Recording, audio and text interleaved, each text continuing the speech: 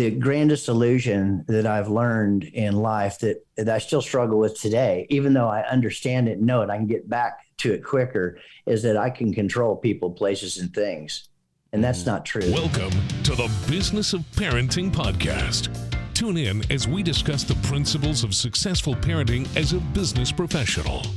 Here's your host, Jason Harris. Hey, what's going on, Podcast Nation? It is Jason Harris here, and thank you for joining me on another episode of BOP, the Business of Parenting podcast, where I get to talk about anything and everything I want to talk about when it comes to parenting. Now, I am no expert, but I am an expert at making mistakes, and I love talking about the mistakes I've made. Now, today I have an amazing guest with me. I have the one, the only, the oh-so-famous Mr. Russell B. Hill. Russell, what's up, man? How you doing? Just living life, loving it. I love this BOP thing. It's really interesting. Instead of just talking about business, because business is certainly attributed directly with what we're doing with our family, with our kids, our grandkids, our spouses, the importance we place on them. I love it. Well, there's just, you know what it is we got a chance to talk a little bit before we started recording today. But there's just so much correlation between, what we learn and how we operate our businesses. And a lot of that can transition or should transition into the way that we kind of operate, the business that is parenting. So, Sure. I love to kind of kick off these podcasts with little origin stories, because I'm always kind of fascinated to find out about people's families. So, Russell, tell us a little bit about your family and how it's structured. Well, we have 3 children, 34, 33, and 28, 2 females and 1 male, 4 grandkids, and all of them live within 9 minutes of us. So we engage with them on a regular basis, like every single day in some way, form, or fashion. Typically once a week, we actually all get together, hang out at the pool and cook out, et cetera. So everybody's involved in everybody's life. And I know that's different from a lot of other people. But when I'm not doing which you and I talked about, when I'm not building my company, most of my time literally is spent putting back into my kids and my grandkids. Like you'd mentioned earlier, I don't golf, I don't fish, I don't camp or do any of those things. I would probably love to have a boat, but I don't have time. Spending time with my family is extremely important.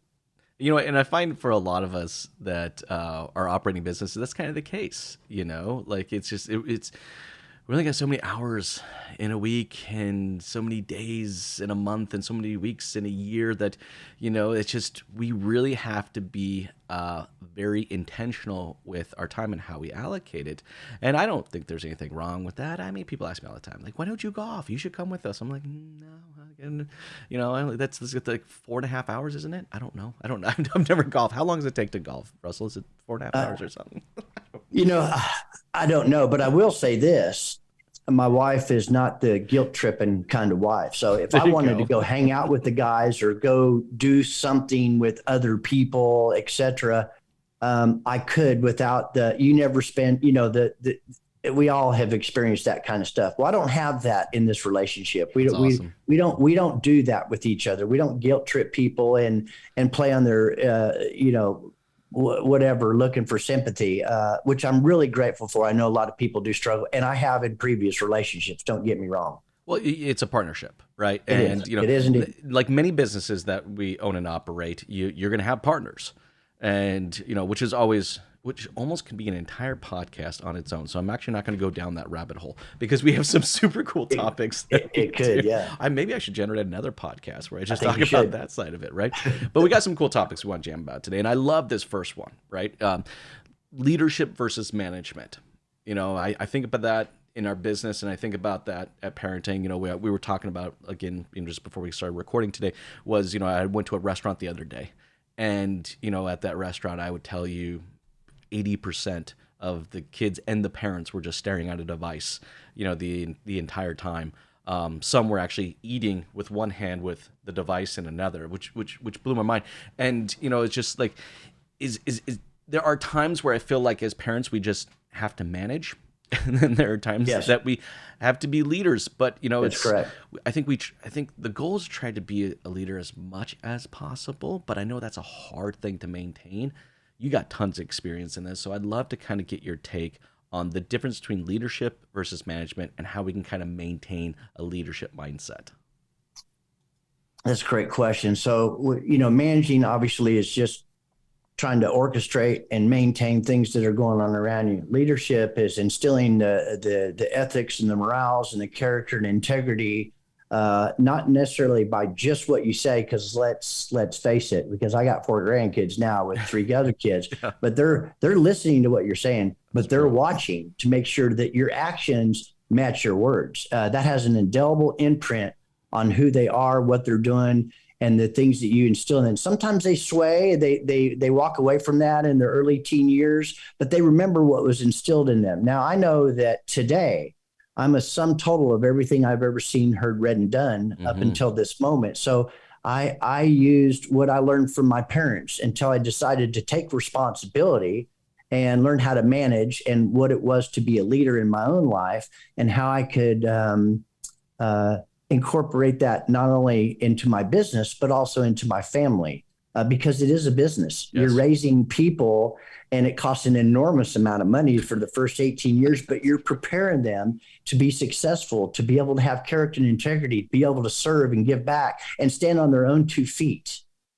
I like the fact that you kind of bring up, serve, right? Because when I think of kind of a leader, is that there is kind of this servant's kind of mentality, to it, not at the detriment of yourself, but, I think definitely at times as parents, we can kind of feel like a servant. And it's and maybe there's like a middle area here. Maybe it's like, like sometimes we're managers, sometimes we're leaders, and then sometimes we're servants. But I think it's how we flow in, between all of these roles. And I think the key is not to necessarily just get stuck in one. True. Right? Because can I always be the leader? Is that healthy for me to always be the leader? If I don't show them how to be a servant, then how would they ever, learn that from others? Right. So, they actually don't. That's very good, because there's leadership, there's servant leadership, there's management, etc. So I know a lot of leaders that it's all about them. They're selfish, self-seeking, self-centered. It's all about their way or the highway. Now, those are the type of leaders that have status. We all know I used to be one of those types until I learned some very valuable lessons in my life about balance. But those people that have status, and I have an acronym for that, Jason, it's still too arrogant to understand success. They don't really understand. You have to give back. You have to instill and let other people be who they are. And by serving and giving back, that's a true servant leader. It is. And man, I gotta be honest with you, that is really, look, it's great for us to talk about it. And I'm 100% with you. It is so hard to execute in the moment, It is. And this is where I'm still trying to figure out. I fumble a lot here. Between trying to that's in the moment, trying to maintain, either that leader, that servant leadership, or that management kind of mentality. And it's like, I gotta be honest with you, sometimes I just, I'll end up acting like a kid when I'm the one that's supposed to be acting like a parent. well, right there's parenting 101. Right. We are really, there's no handbook, right? There's no book on how to raise kids or what you need to do. We do the very best that we can based upon what we've experienced in the past. The thing is that if you want something different, and all of us say, well, I'm not going to do this with my family like it was when I was growing up. And sometimes you realize that you turn out to be just like your mother or father in a lot of ways, maybe some variances, but you have to really start looking within. I think in my family, people, all the kids and grandkids look to me. They react differently to me. As a grandfather, I'm Papa. And my wife is Gigi. So yep. Papa and Gigi, they react differently. So they can get away with a little bit more with Gigi. But when Papa speaks, it's like E.F. Hutton, right? Yes. Everybody listens. And that's just part of the balance and what we and I don't even know how much time we have. No, but you're right, though. It's the balance. It's that balance. And I think to maintain balance, like if I don't have balance, I will quickly react rather than respond in the moment. And I can't be the leader or the servant or the manager that I need to be. If I'm reactive, I need to just be able to respond to it. But that means I need to be intentional about kind of setting up my day. I think sometimes, what's that? Don't let the day run you. You run the day. Yeah. And if we don't wake up in the morning, like I pushed myself to start waking up early in the morning several years ago, and I sometimes I still struggle with it. I try to be a 5 a.m. person, but those hours, those couple hours where no one's around, was those moments I can kind of get into my headspace. But this was a lesson I kind of learned, from my parents, which was a perfect segue into our next conversation, because you were kind of hinting at this. Lessons from our parents and how that kind of mold us, to be the leader, manager, and servant that we need to manage the business of parenting. What is your kind of take on lessons from our parents? Well, when you were talking a minute ago, I was thinking of punishment and discipline, because our children need to be disciplined. Now, I remember, not this is, they don't do this anymore, but I mean, you would get paddled in school, period. That was the way it was when I was growing up. When I had a serious infraction in the home, which was quite often, my father was the disciplinarian, not the punishment hander out. There's a difference between the two. You don't really learn too much from punishment, but you do through discipline. But here's what I remember. I would literally, depending on what it was, when he would get home and I had all day to think about what was coming, I would get spanked with a leather belt on a bare bottom. Yeah. Okay. And here's what I remember. It was painful, but I don't ever remember it being out of anger. I remember it being out of love. Mm-hmm. And so these are things I learned from my parents. They instilled a lot of great things in me. I swayed and went another way and was rebellious and, what have you. But I came full circle and realized that, as young children, we look up to our parents like we look up to our maker, God, whatever you want to call it out there. Okay. We depend on them for everything, the nurturing, the food, the shelter. People, I didn't really, grow up, wanting really anything or needing anything, because I had all those provided. And, but, I brought a lot of baggage with me too on what it was to spend time and have balance. My dad was extremely driven and successful. I am too. And I learned some very valuable, it's about balance, because my wife and kids and grandkids, they look up to me. They take their lead from me in a lot of directions, not all, yes. But I think it's important. I don't know if that was exactly. No, but you're right though. I mean, look, when I think of kind of lessons, I think as, within business, right, we have to be willing to learn not only from our successes and our failures. Actually, probably learn more from our failures than we actually ever do from our successes. Absolutely. To be completely honest with you, right? Absolutely. And I think when I think of kind of lessons, from my parents, it's kind of the same. I'm not harping on their failures as much as I want to learn from their failures. And I think it's kind of it's a mindset. It is of I guess just growth. Like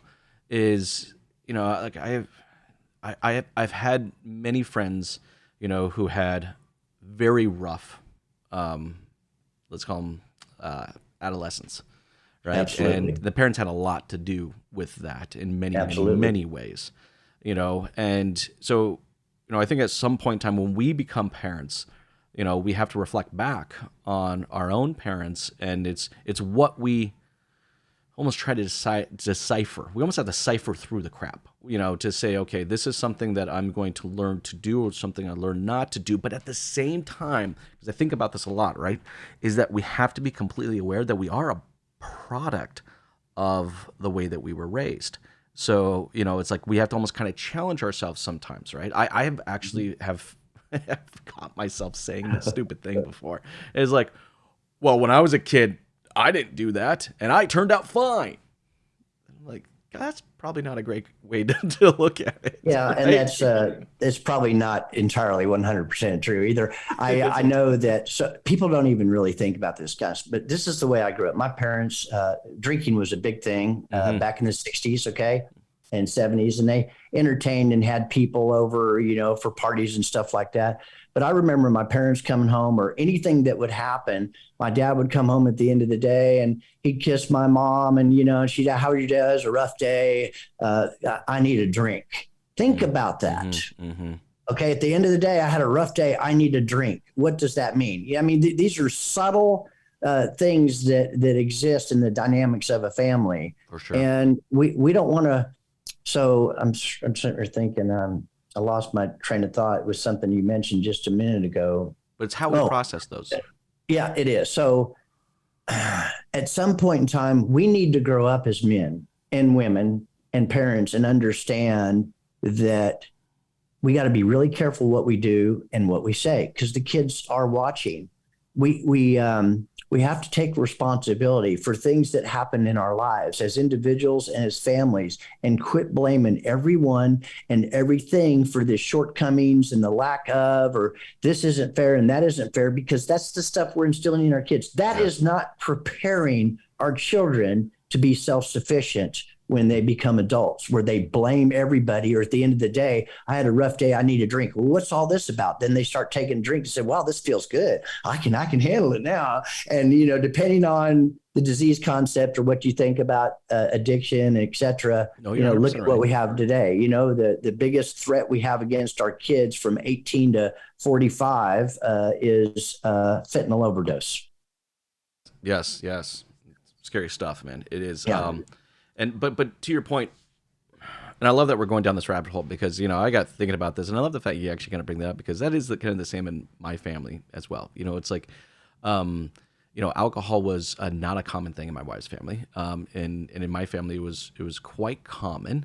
Never abusive, but it was just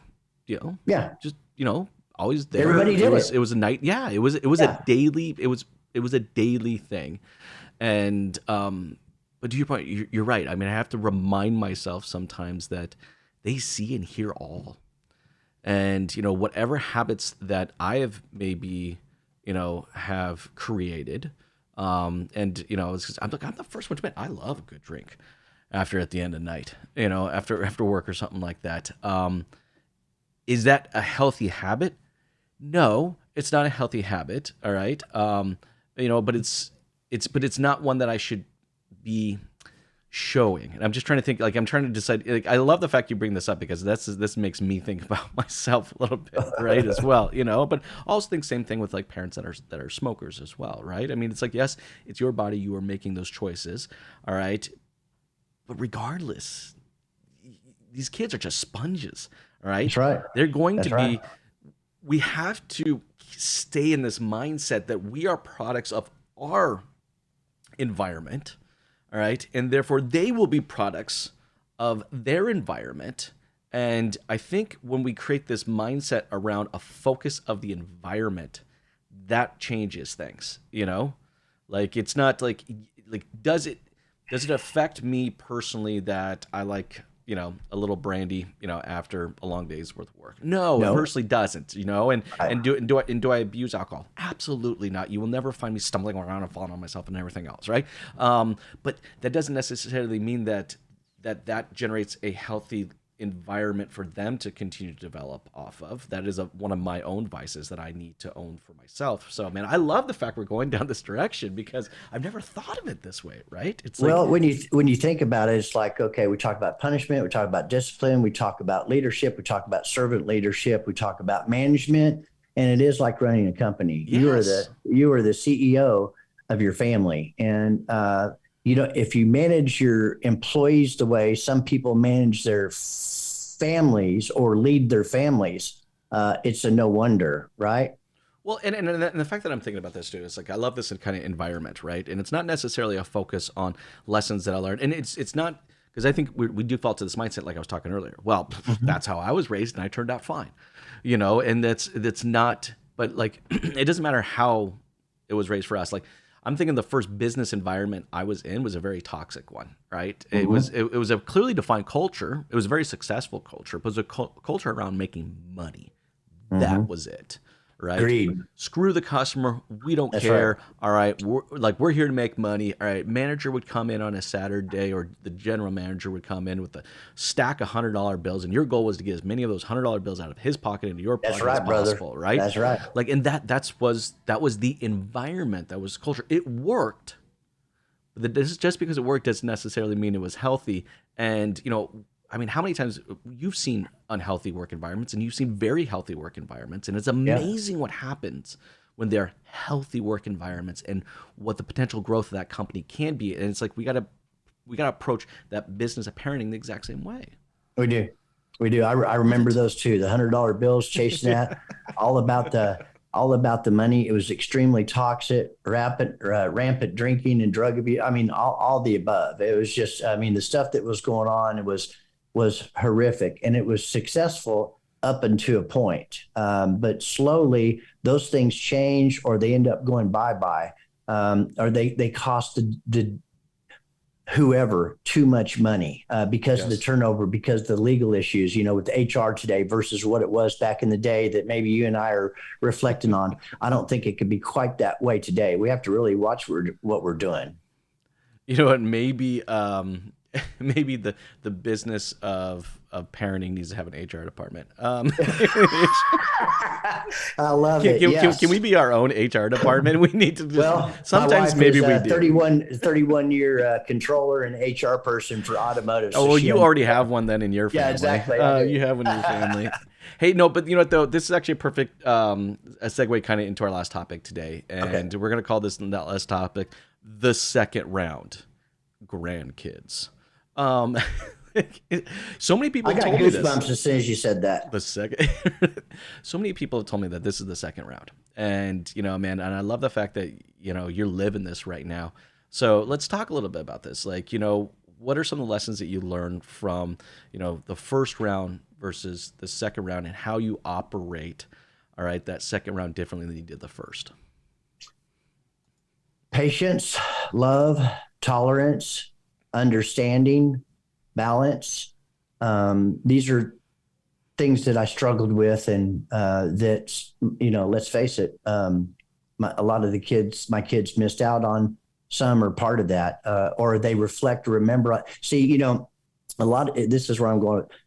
Our memories sometimes, when we tell stories about the way we were raised and growing up, and let's say we have siblings we're talking to, years later as we reflect back, they have a different interpretation. No, mom wasn't there for that. That's not what happened, this, and that.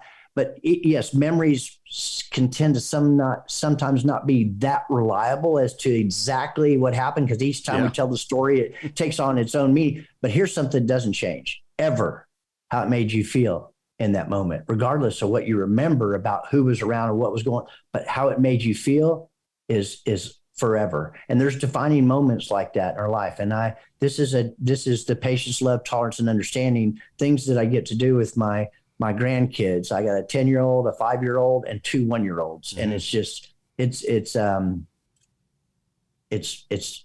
I'm Papa. I love it. It's the coolest thing ever, right? It is. But so I'm kind of curious, right? Patience, love, and understanding. 100% with you on this. How did, when you kind of look back, let's call it the first business that you ran of parenting your kids, right? And now the second business of, grandkids. How did those, patience, love, and understanding kind of evolve? What was that aha moment, Yes, I had an aha moment. I wasn't the best father or the best husband during certain times in my life, but I did have an aha moment. And the aha moment was, you can call it spiritual or whatever, but here's what it reconciles into. The grandest illusion that I've learned in life that I still struggle with today, even though I understand it and know it, I can get back to it quicker, is that I can control people, places, and things. And that's not true. And most of us spend our time trying to do that. And we spin these webs. All we can really do is control how we act and react to those. And so I took responsibility at this particular point in my life. It happened 1994, December 1st. I remember the exact day. Won't get into all the details at the moment because we don't have the time for it. But it was a wake-up call where I stopped fighting. I ceased fighting everybody and everything. I totally surrendered and realized that, hey, I got where I'm at right now, and it's nobody's fault but mine. And I made some significant investments into myself to make the necessary changes to become what I am today. That's awesome. But I hear what you're saying. There's control. Yes. When I think of the way I've operated my business and the way that I started operating my business and the way I operate my business today, we had a chance to talk a little bit about that before we started recording. Mm-hmm. It was very different. And you're right. I made that comment of, I don't let the business run me. I now run the business. But to get to a place where I can do that was giving up of control. Yes. And I'm with you on this. I'm really, really with you on this because I struggle big time with this one when I think of the business. I think most do, right? I think most do. I just this is definitely an area, one of the business of parenting that I'm currently operating within, is not my strongest talent. And I find that a lot of the times the fight is because of my need to want to maintain that control. But when I think about the success that my other business has right now, my agency, the success of that is because I gave up control. And I'm not necessarily like, okay, whatever, I'm just going to let it all happen. Not like that, but in the sense that I needed to empower others, all right, to take the reins. It's like drop the mic, Jason. Right there, right? That's the moment. It is no longer like this constant battle to maintain control of my kids needs to stop, and I need to empower them to make right decisions rather than me control those decisions. No, spot on. Hey, by accepting and giving up control, you actually got control. Yes, it's great. I love it. I mean, that was profound. Dude, that was a mic drop moment. Dude, that was a rabbit hole. We can spend an hour just on that one.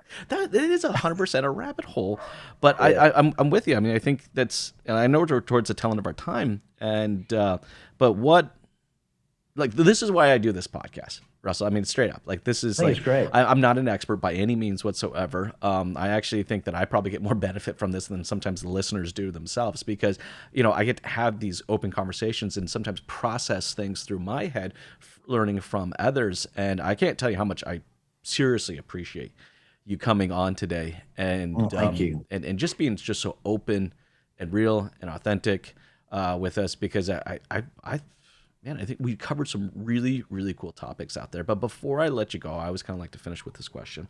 All right, if you were to give any new or young parents out there some advice, all right, what piece of advice would you give them? Well, there's a lot, but the one that sticks out the most is pause and count to 10 before you react to something that somebody said or did or should have done or could have done for you and don't make it about you. Pause, count to 10, breathe, do whatever you got to do, because when you say something out of anger or frustration, anxiety or whatever, you can't, once you speak it, you can't take it back. Think about that. You can't think logically when you're emotionally distraught or distracted. So just count to 10, breathe deep, and think about it. Because most of the time when we say those things, we wish we could take it back. Too late. Pause. I love it. And that's being the leader that we need to be, is, getting to a place where we can respond rather than react. Absolutely. And I love that. And I think that's a really great hack coming from someone with many, many years of experience. So thank you, Russell, for sharing. Thank you very much. I appreciate it. It's been a lot of fun. For everybody out there watching, listening right now, would love to connect with you, maybe follow along with your journey. What's the best way to connect? Well, you can connect with me on Facebook. You can connect with my company, fixedopsmarketing.com. You can email me at russell@fixedopsmarketing.com. I'm an open book. The things that I said or the pictures you have in your mind, because that's how we think. If you were on my Facebook, you would see that is my life. It's all about family. It's all about giving back and about leadership. Or you can call me and talk, 903-819-5253. And not just about business, but about family, which is still a business. 100%. 100%. Russell, thank you so much for taking the time to jam with me today. This has been a lot of fun. You have yourself an amazing day. Thank you very much, Jason. Appreciate it. Bye, everybody. Thanks for tuning in to the Business of Parenting podcast with your host, Jason Harris. Don't want to miss new content?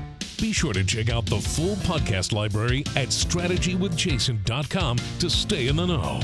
Remember to like, comment, and subscribe. Happy podcasting.